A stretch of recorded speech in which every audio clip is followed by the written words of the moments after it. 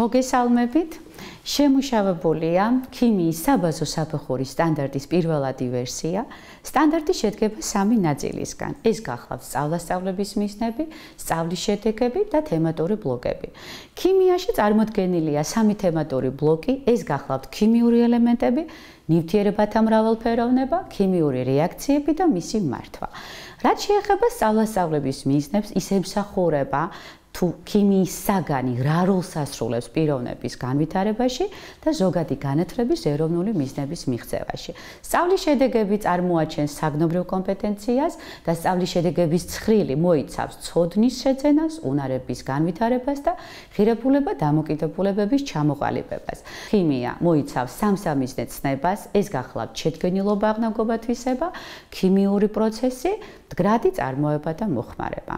სწავლების შედეგები სამიზნე ცნების მოცულობას ეფუძნება, თუმცა ასევე შესაბამისობაში არის შეფასების ინდიკატორებთან საფეხურის დონეზე.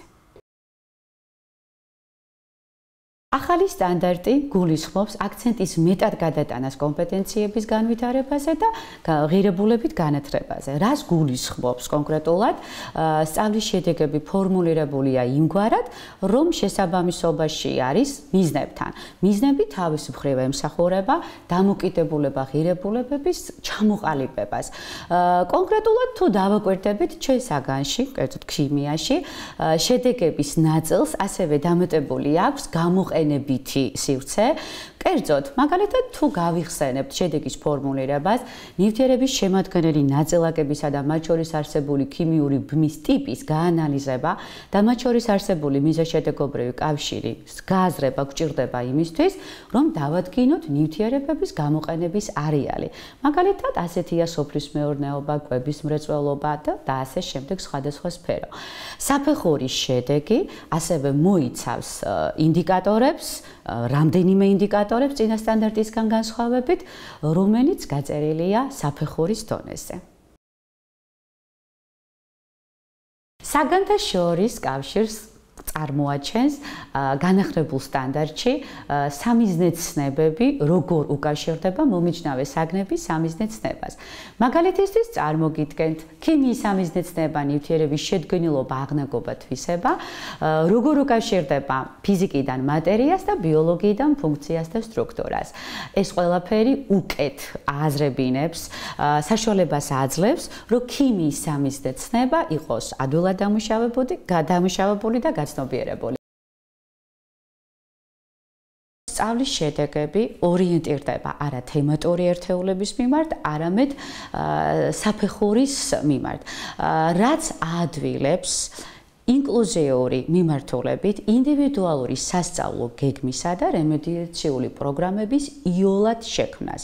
ასევე საფეხურის შედეგების მიმართ არსებობს რამდენიმე ინდიკატორი, რაც შესაძლებლობას იძლევა სხვადასხვა შესაძლებლობის მქონე მოსწავლეთა შემთხვევაში მისაღწევის შედეგები განისაზღვროს სხვადასხვანაირად, თუმცა შედეგი არის ერთი, მაგრამ მიღწევის გზა შესაძლოა იყოს განსხვავებული.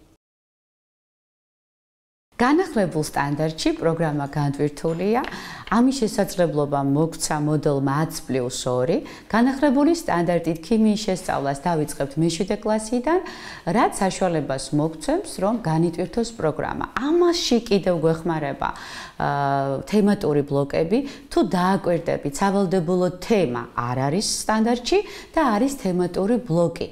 თემატური ბლოკი შესაბამისი შინაარსი, ანუ ბლოკის აღწერილობა, რაც გულისხმობს, რომ საკითხები დაზუსტებულია და დაზუსტებული სიღრმე საკითხების საშუალებას გვაძლევს, რომ პროგრამა განიტვირთოს.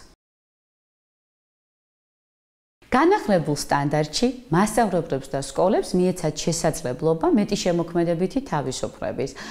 კერძოდ ამ შემოქმედებითობას განსაკუთრებით ზრდის ქიმიის საგნობრივ სტანდარტში თემატური ბლოკი. თემატური ბლოკი მოიცავს შესაბამის შინაარსობრივ ნაწილს, ანუ შეუძლია პედაგოგს შექმნას თავისი ინტერესიდან გამომდინარე თემატური გადანაცვლება, ასევე ავტორებს შეუძლიათ შექმნას სახელმძღვანელო, რომელიც იქნება სარეკომენდაციო ხასიათის, თუმცა ეს არ არ ზღუდავს იმ პედაგოგების ნაწილს, რომელსაც შეუძლია შექმნას ინტერესებიდან და საჭიროებიდან გამომდინარე შესაბამისი თემატური თანმიმდევრობა, რომელიც შეესაბამება თითოეულ ქიმიურ ბლოკს.